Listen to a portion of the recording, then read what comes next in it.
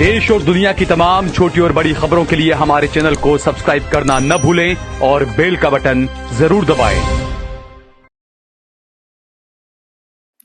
नमस्कार दोस्तों, स्वागत है आपका देश लाइव में और आपके साथ मैं हूं आशिमा त्यागी। दोस्तों जरा सोचिए, जो सरकार हर मंच पर 56 इंच का सीना दिखाकर अमेरिका और पश्चिम को आंखें दिखाने का दावा करती थी, वही आज अमेरिकी टैरिफ, अमेरिकी दबाव और अमेरिकी शर्तों के सामने घुटने टेक कर एक ऐसी एलपीजी डील साइन कर रही है जिसके पीछे पूरे देश को गुमराह किया जा रहा है। गुमराह। सवाल ये नहीं कि एलपीजी कहां से आ रही है, बड़ा सवाल ये है कि भारत आखिर किसके दबाव में अपनी स्वतंत्र विदेश नीति बदल रहा है। और क्या ये वही सरकार है जो कभी कहती थी कि हम झुकते नहीं, हम किसी के दबाव में नहीं आते?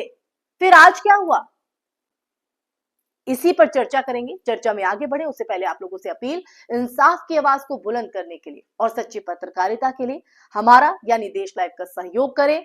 साथ ही डिस्क्रिप्शन में दिए गए लिंक को ओपन कर ज्वाइन बटन दबाकर आप हमसे यानी देश लाइव से सीधा जुड़ सकते हैं दोस्तों। तो दोस्तों चर्चा में वापस लौटते हैं, आगे बढ़ते हैं और हकीकत को सामने आपके रखते हैं जिस पर बात करना जरूरी है। और यह हकीकत इतनी कड़वी है दोस्तों कि इतनी कड़वी है कि बोलने से पहले आदमी खुद से शर्माए। भारत पहले सस्ता एलपीजी ईरान, कतर, सऊदी अरब और यूएई से खरीदता था। ईरान से तो भारत तेल और गैस दोनों सबसे सस्ते दामों पर लेता था। लेकिन अमेरिका ने ईरान पर प्रतिबंध लगाए और 56 इंच वाले की सरकार से ने रातों रात ईरान से खरीदना कम कर दिया। ना कोई विरोध, ना कोई टैरिफ का जवाब, ना कोई रणनीतिक प्रतिरोध, बस चुपचाप इस बड़े दबाव के आगे समर्पण। और अब आप देखिए उसी अमेरिका से 22 लाख टन एलपीजी की ऐतिहासिक डील, ये डील है या मजबूरी, सौदा है या दबाव की स्वीकारोक्ति? कहां गया वो 56 इंच का सीना? गोदी मीडिया इसे पहली बार समझौता कहकर बेच रही है, पर आंकड़े खुद बता रहे हैं, बयां कर रहे हैं कि भारत अपनी एलपीजी जरूरत का 65% आयात करता है। 2024 में भारत ने 20.4 मिलियन टन एलपीजी आयात की, जिसमें 90% खाड़ी देशों से आती थी। Qatar, UAE, Kuwait, Saudi, America से तो अभी सिर्फ 8% ही आती है। लेकिन अचानक इतनी बड़ी डील क्यों? क्या अमेरिका का टैरिफ दबाव था या भारत को अपने पुराने सप्लायर से दूर धकेलने का भू राजनीतिक खेल चल रहा है? आप ही बताइए दोस्तों। आप याद कीजिए 2024 में अमेरिकी एलपीजी आयात 270% बढ़ा था, इजाफा हुआ था। वहीं भारत ने 2024 में अमेरिका को 7.25 बिलियन डॉलर का पेट्रोलियम भुगतान किया, 41 करोड़ बैरल कच्चा तेल खरीद कर। समझ रहे हैं आप? अमेरिका को फायदा, भारत की निर्भरता बढ़ी और सरकार इसे रणनीतिक साझेदारी बताती रही, लोगों को गुमराह करती रही। पर क्या रणनीति यही है कि जिस देश ने भारत पर 25% टैरिफ लगाए, उसके जवाब में हम 25% टैरिफ बढ़ाने की बजाय उसके साथ बड़ी गैस डील कर दें? क्या यह आत्मनिर्भरता है? क्या यह यहां कूटनीति है? यही कूटनीति है जिसके दम पर आप उछल रहे हैं। और यही वजह है दोस्तों कि अब बीजेपी नेता 56 इंच का नारा ही नहीं लगाते, क्योंकि ये जो नारा जितना बोला जाए उतनी बार लोग पूछते हैं, तो अमेरिका टैरिफ का जवाब टैरिफ से क्यों नहीं दिया गया? लोग पूछते हैं। आपके मन में भी ये सवाल होगा ना? ईरान जैसे भरोसे और किफायती सप्लायर को किनारे क्यों किया गया?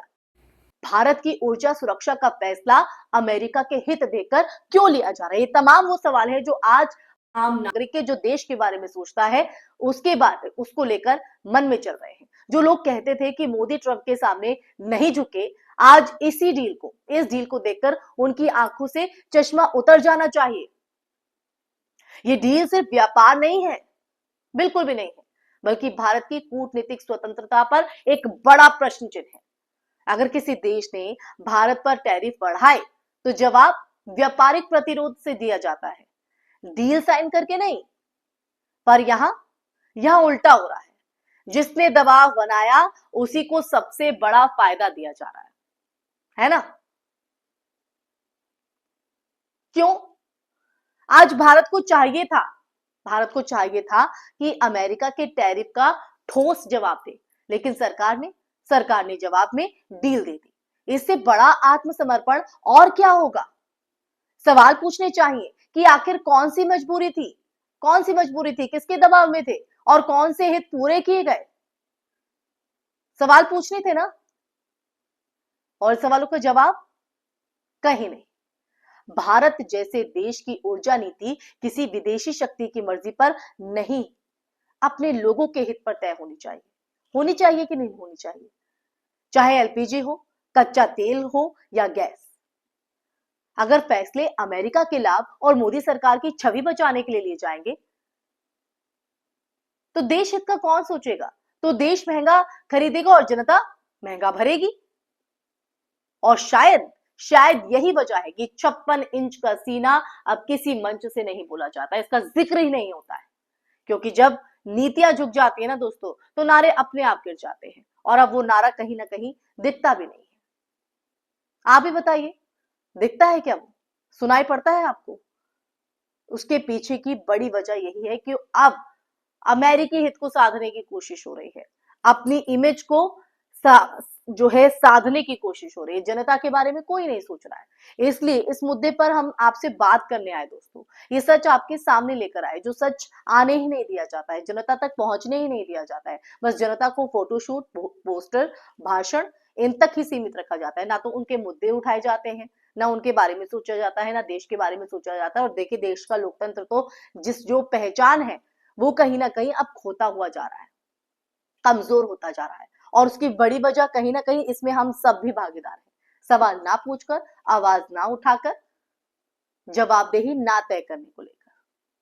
तो इसलिए दोस्तों, अब वक्त है आवाज को उठाने का। तो देश लाइव तो आपकी आवाज बुलंद कर रहा है, इस तरह के मुद्दे लाकर, सच आपके सामने रखकर, सत्ताधारियों तक आवाज पहुंचाने को लेकर। लेकिन अब बारी आपकी है। इस चर्चा को सुनने के बाद आपके जहन में क्या विचार है? आप देश हित के लिए कैसे खड़ा होना चाहते हैं, बोलकर या चुप रहकर? कमेंट बॉक्स में कमेंट करके जरूर बताइएगा, ताकि उन सत्ताधीशों तक जो देश के ठेकेदार बने हुए हैं उन तक ये आवाज पहुंच सके। इसी के साथ इस चर्चा में फिलहाल के लिए बस इतना ही दोस्तों। ये चर्चा आपको कैसी लगी कमेंट बॉक्स में कमेंट करके जरूर बताइएगा। इस वीडियो को ज्यादा से ज्यादा शेयर भी कीजिएगा, हमारे चैनल देश लाइव को सब्सक्राइब कीजिएगा। फिर हाजिर होंगे एक ऐसा ही मुद्दा लेकर, सच का संवाद आपके साथ लेकर। तब तक के लिए अपना ख्याल रखिए। जय हिंद, जय भारत, नमस्कार।